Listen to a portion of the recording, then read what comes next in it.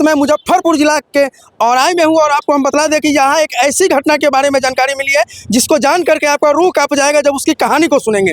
जी हाँ, तो मैं बात कर रहा हूँ उसी किरण कुमारी की, जो किरण कुमारी का शादी उसके माँ बाप कहीं और कर देते हैं, लेकिन किसी प्रकार का उस ससुराल वाले के साथ जो किसी तरह का अनबन होता है और वहाँ से छोड़ करके उस ससुराल को जो है अपने मायके में आती है और मायके में ही रहने लगती है। और मायके में आने के बाद में गाँव के ही एक लड़का संजीत शाह नाम बताया जा रहा है, संजीत शाह से उसको प्रेम हो जाता है और संजीत शाह के साथ में जो है उसका बातचीत शुरू होता है और बातचीत इतना हद तक आगे बढ़ता है कि दोनों एक दूसरे के हो जाने की कसम खाते हैं और कसम खाने के बाद जो है दोनों एक साथ कई सालों तक रहते भी हैं। और जब देखते हैं कि दोनों आदमी एक दूसरे को समझ चुके हैं, अब हमारा समय ठीक से कट सकता है, तब जब बात आती है कि जब हम लोग साथ रह रहे हैं तो क्यों ना शादी कर लिया जाए। लेकिन जैसे ही शादी की बात आती है तो लड़का के पांव तले जमीन खिसक जाता है और शादी करने से इनकार कर देता है लड़का।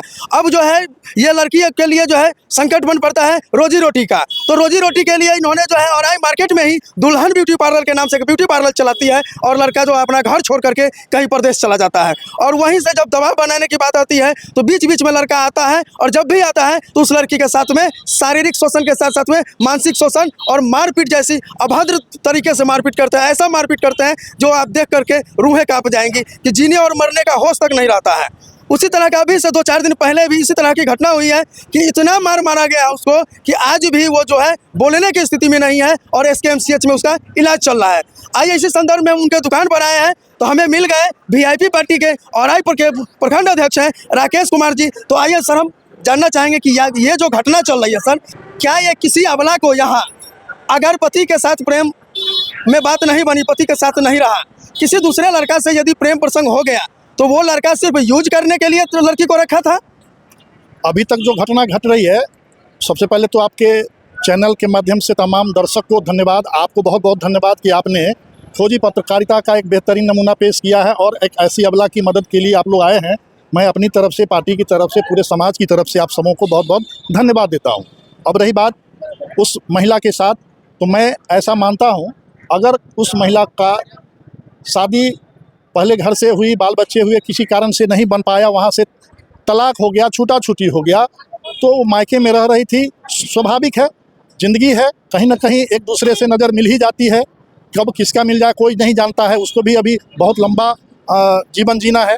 इस क्रम में अगर किसी से उसका दिल लग गया, प्यार हो गया, तो अगला व्यक्ति जिसका नाम संजीत कुमार है, तथाकथित प्रेमी, उन्होंने उसको अपना बनाने का कसम खाया, मंदिर में जाके शादी किया, 2 साल 3 साल तक उसके लिए अपने घर द्वार को छोड़कर मुजफ्फरपुर में डेरा लेकर के भी रहने का काम किया और भरपूर शारीरिक शोषण किया।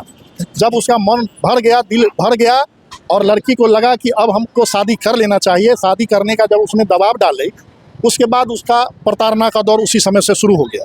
और यह कहानी लगभग साल 1.5 साल पहले से चली आ रही है। बीच में जब समाज के लोगों को इसकी जानकारी मिली, सामाजिक स्तर पर प्रयास हुआ, लड़की को समाज के लोगों ने, गणमान्य पंचों ने लड़का को दोषी मानते हुए उसको दंडित के रूप में यही कहा गया कि भाई इस लड़की को तुम कबूल करो और उसको सम्मान दो, आदर दो, और उसको घर में ला कर के समाज के लोगों ने बैठाने का काम किया। लेकिन उस दिन से उसके साथ प्रताड़ना का दौर शुरू हुआ। लड़का के घर के परिवार के और जो लोग हैं बराबर गाली गलौज, मारपीट, तालाबंदी करने का प्रयास चलता रहा। ये मामला आपको थाना में, कोर्ट में भी पहुंच चुका है।